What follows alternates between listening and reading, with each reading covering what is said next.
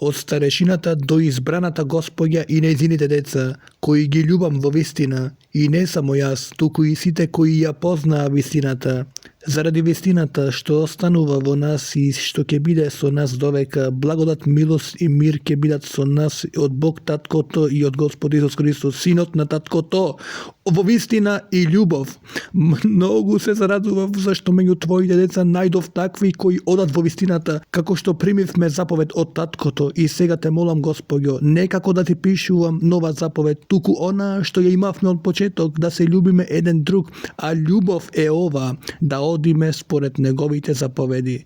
Тоа е заповедта како што чувте од почетокот во која треба да одите, зашто многу измамници излегува во светот, кои не исповедаат дека Исус Христос дојде во тело. Тоа е измамник и антихрист.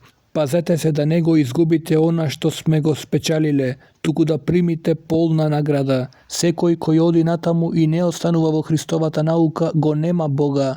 Кој останува во Христовата наука, тој го има и Таткото и Синот.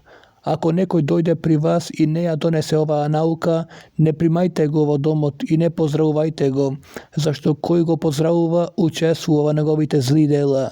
Имам многу да ви пишувам, ама не сакам со книга и мастило, туку се надевам дека ќе ви дојдам и усно да зборувам со вас, за да биде нашата радост полна.